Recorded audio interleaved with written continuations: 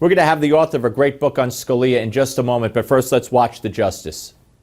My most important function on the Supreme Court is to tell the majority to take a walk.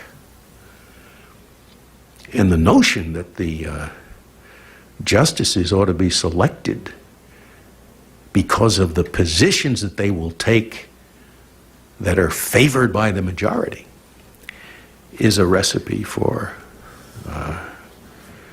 the destruction of what we've had for 200 years.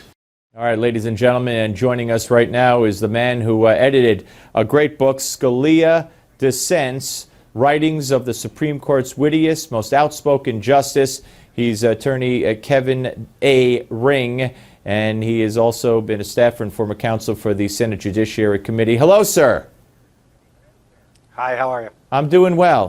Good to talk to you on this this very sad occasion. Let me ask you, for right off the bat here, the President, the First Lady, visiting, seeing and paying respects at the Supreme Court Rotunda today, but not attending the funeral. What's your opinion on that? And what's the what's the word around those people that you circulate with? Is this a show of disrespect, do you believe, to Justice Scalia?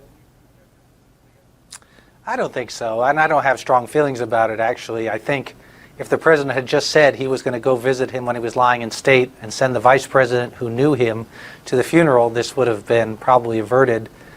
But the White House put out the statement that he's not going, made it appear that he wasn't going to show any respect, and so I think they created a mess, but it was just political bungling on their part. Yeah, well, yesterday they seemed to imply that the president wasn't going because the vice president has less of a security footprint, and it would be all about the president if he showed up. But, I mean, flies in the face of the fact that all presidents have gone to, the funerals of Supreme Court justices. But let's move on. What do you think Justice Scalia would be thinking, or what do you think he would make of the reaction to his death, the outpouring of affection from both sides of the aisle, and the respect that obviously he garnered over the many decades on the bench? Well, I think he'd be gratified. He was certainly a contrarian. He liked playing that role. But I think he probably suspected that he had won a lot of adherents. I mean, he would go to the Federalist Society dinners. He saw that a lot of people had embraced his cause. He would say that a lot of his dissents were written for the future generations. The reason he was somewhat so strident was because he wanted people to take note. He wanted future generations to read these opinions, to learn that there was a different view, and to consider that view and possibly embrace it, so that what once had been a minority view was going to be a majority view in the future. And so he was thinking about the future even as he wrote.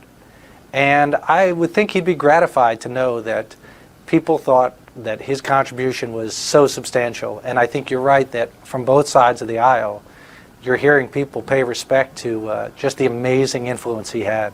What do you believe made him everything that the title implies and correctly states, the wittiest, most outspoken, and iconic in my view as a conservative jurist on the Supreme Court?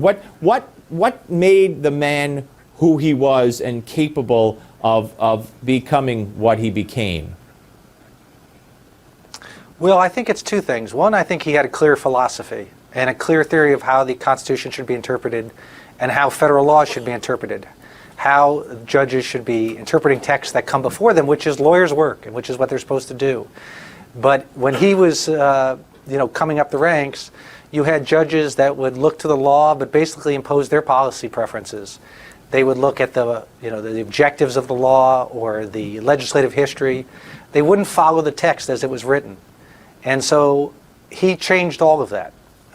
He has convinced the majority on the court that their first job is to look at the text. They don't always follow it, but that's their job.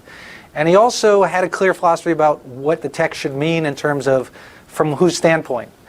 It was from the was from the standpoint of those who drafted it. It wasn't original intent. It wasn't trying to get in the minds of those who wrote it. Right. But to give the words meaning, you had to have anchored somewhere, and that was in the time of the people who wrote it, so that we all had a sense of what they meant. And so if you wanted to change that, you could. If you wanted to keep it, you could. But you didn't just change it by winning 5 votes in the Supreme Court. Kevin, So I think he was steadfast. Yeah. No, sorry to interrupt, but I do want to ask this question before we finish. What do you think is, if you had to pick one case for his legacy, would it be Heller? I think Heller might be his landmark case because it was an important case. It was a victory on something that he felt strongly about. He thought the Second Amendment had been ignored. He'd written that earlier.